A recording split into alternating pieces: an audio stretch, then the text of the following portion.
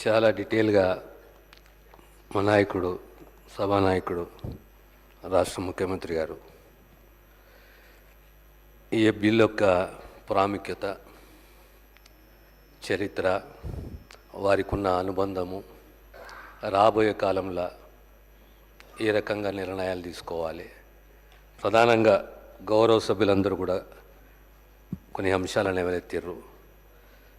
గౌరవ ఉత్తమ్ కుమార్ రెడ్డి గారు కానీ, లక్ష్మణ్ గారు, ప్రత్యేకంగా వివేక్ గారు అడిగారు 18% రిజర్వేషన్ పెంచాలి, ప్రపోర్షనేట్ టు ద పాపులేషన్ అని చెప్పి, దానికి తోడి కార్పొరేషన్లకు డబ్బు కేటాయించాలని చెప్పి, అట్లనే పెద్దలు కడియం శ్రీహరి గారు, పాయల శంకర్ గారు, ఇలా తర్వాత మస్జిద్ హుసేన్ గారు, సాంబశివరావు గారు, వేముల వీరేశం గారు, నాగరాజు గారు, శామ్యుల్ గారు, సత్యనారాయణ గారు, ప్రశాంత్ రెడ్డి గారు, తర్వాత లక్ష్మీకాంత్ గారు, యాదయ్య గారు. ముందు గౌరవ సభ్యులకు, అన్ని పార్టీలకు నా హృదయపూర్వక ధన్యవాదాలు. అందరు ఈ బిల్ని స్వాగతించారు. అంటే ప్రాక్టికల్గా ఉన్న ఇబ్బందులు, కష్టాలు, చరిత్ర అన్నీ మీకు అర్థమైనది. It's a very welcome gesture. It is a sign where everybody should live with self respect and be given opportunities. అధ్యక్ష, నేను ఒక్కటే చెప్పదలుచుకున్నాను. కులాల మార్పు అనేది ఈ వర్గం ఆ వర్గం అనేది కమిషన్ డిసైడ్ చేసింది. The decision was based on empirical data and the entire commission report is based on the essence of supreme court judgement. ఎందుకంటే రేపు పొద్దున మళ్ళీ ఎవరు కోర్టుకు పోయినా మేము నిలదొక్కోవాలి.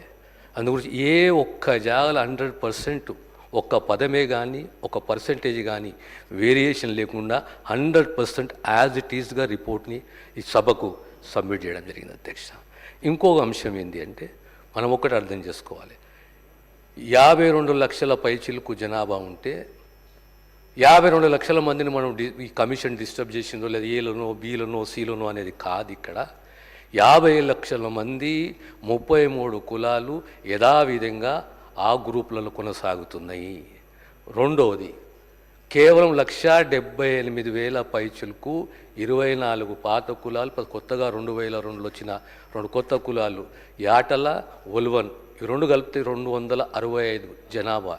ఇవన్నీ కలిపి 26 కులాలకు సంబంధించి ఈ వర్గీకరణ యథార్థంగా జరిగింది. అందులో ప్రిన్సిపల్ ఏముంది అంటే, బ్యాక్వర్డ్ ఇంటర్సేఫ్ బ్యాక్వర్డ్నెస్ అంటే ఎంత బ్యాక్వర్డ్, ఎంత వెనుకంజలు ఉన్నారో వాళ్ళకి ప్రిఫరెన్షియల్ ట్రీట్మెంట్ ఇవ్వాలి. ఇప్పుడు గ్రూప్ ఏ తీసుకుంటే మీరు టోటల్ జనాభా 15 కులాలు 1,71,000 మంది ఉంటే వాళ్ళకి వాస్తవంగా 0.5% రిజర్వేషన్ రావాలి. కానీ commission because of the backwardness additional 0.5% has been given to that group. అంటే దీన్ని బట్టి మనకు అర్థమేమవుతుందంటే, supreme court has given a direction in its judgement that preferential treatment should be given to the most disadvantages groups amongst the scheduled caste. This is the basic principle on which